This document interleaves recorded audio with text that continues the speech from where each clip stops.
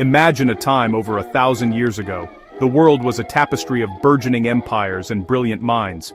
In this era, during the Islamic Golden Age, lived a man named Abu Nasr Al-Farabi. He was born around the year 872 in a region of Central Asia. Al-Farabi was a true giant of intellect.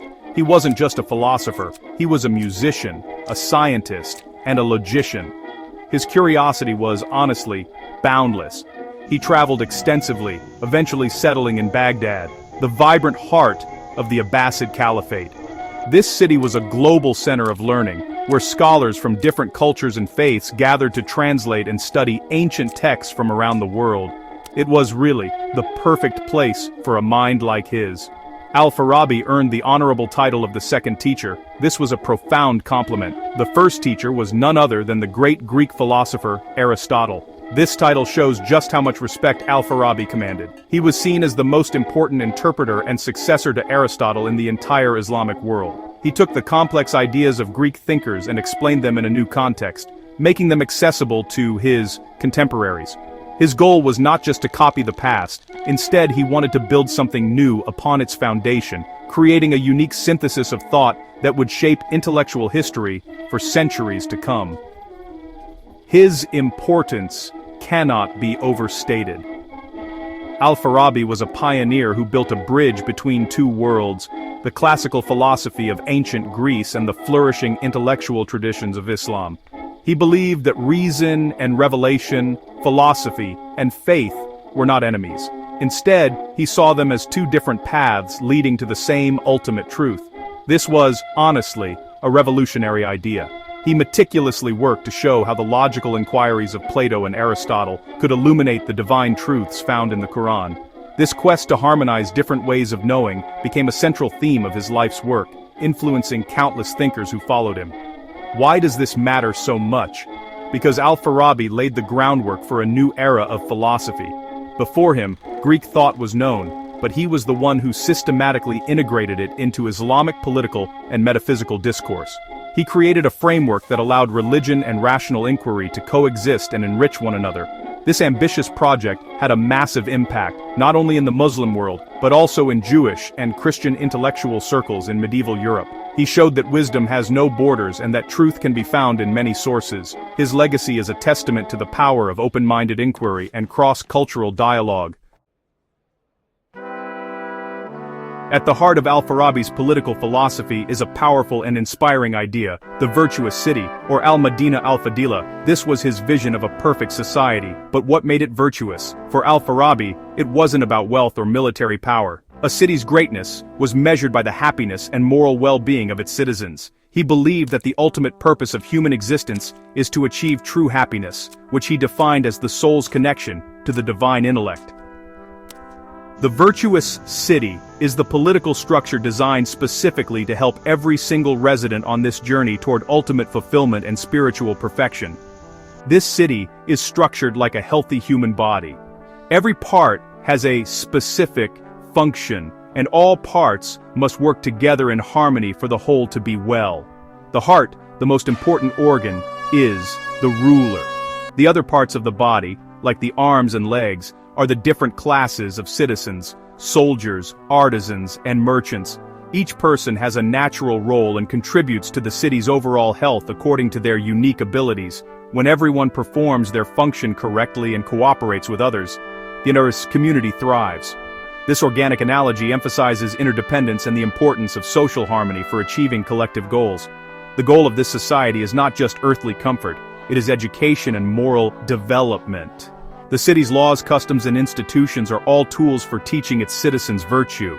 People learn to distinguish between right and wrong, good and evil, and to act in ways that perfect their souls. This vision is deeply optimistic about human potential. Al-Farabi believed that with the right guidance and in the right environment, people could rise above their base desires and achieve their highest intellectual and spiritual state. The Virtuous city is, therefore, a grand educational project, a school for the soul on a citywide scale. In contrast, Al-Farabi also described ignorant or erring cities. These are societies that have lost their way. They might pursue wealth, pleasure, or domination as their primary goals. In these cities, citizens are unhappy because they are chasing temporary and false goods instead of true, lasting happiness. For example, a democratic city, in his view, might give people the freedom to do whatever they want, leading to chaos and a focus on base desires. By outlining these imperfect cities, Al-Farabi highlights just how special and necessary the virtuous city is for genuine human flourishing and societal well-being.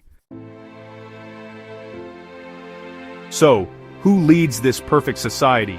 According to Al-Farabi, the virtuous city must be ruled by a very special kind of leader, the philosopher king. This is an idea he famously borrowed and adapted from the Greek philosopher Plato, who described a similar ruler in his work, The Republic.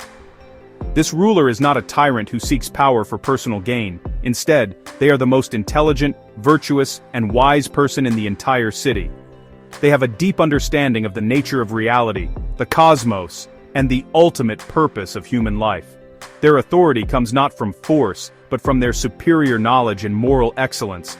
This leader has a unique connection to a higher source of wisdom.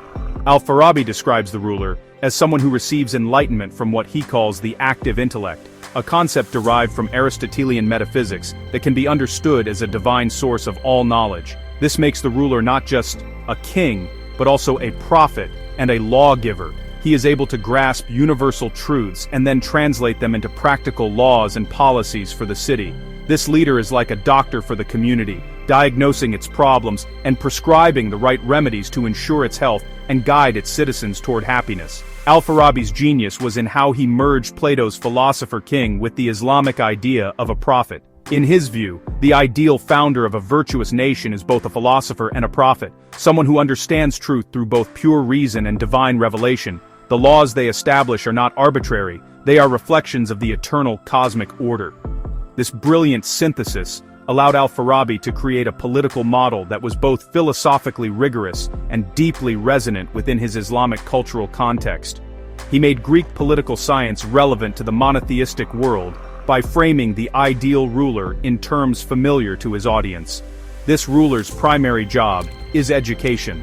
They must use persuasion, storytelling, art, and music to communicate complex truths to the general population, most of whom may not be philosophers themselves. The ruler must craft compelling narratives and symbols that guide citizens toward virtuous actions, even if they don't fully grasp the deep philosophical reasoning behind the laws. The goal is to ensure that everyone, regardless of their intellectual capacity, is oriented toward the good. This leader is a unifier, a guide, and a teacher who connects the entire society to the pursuit of truth and happiness, bridging the gap between the divine and the everyday.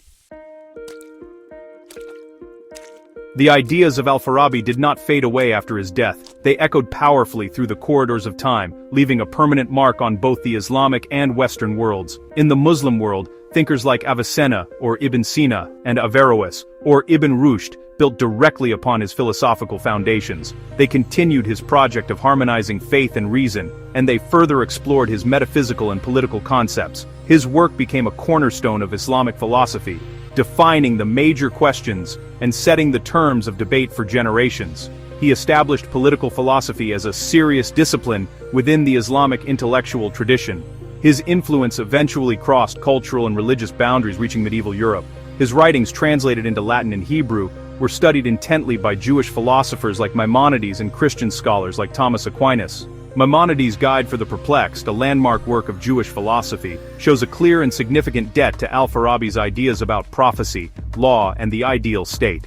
European scholastics, working to reconcile Christian theology with Aristotelian logic, found a powerful ally in Al-Farabi.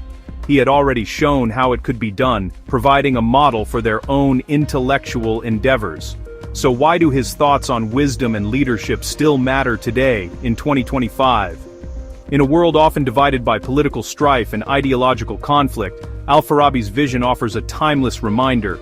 He reminds us that the true purpose of politics should be the well-being and moral flourishing of all citizens. His emphasis on a wise, knowledgeable, and virtuous leader stands in stark contrast to leaders who seek only power or personal enrichment. He challenges us to ask what the goal of our society is. Is it just economic growth, or is it to help people live happier, more meaningful lives? His questions are as relevant now as they were a millennium ago. Al-Farabi's journey through the ideas of different cultures encourages us to remain curious and open-minded. He demonstrates that wisdom is a shared human heritage, not the exclusive property of any single civilization or religion. His life and work are a powerful argument against intellectual isolationism. By studying thinkers like Al-Farabi, we can appreciate the rich, interconnected history of human thought and see how different traditions can learn from and enrich one another.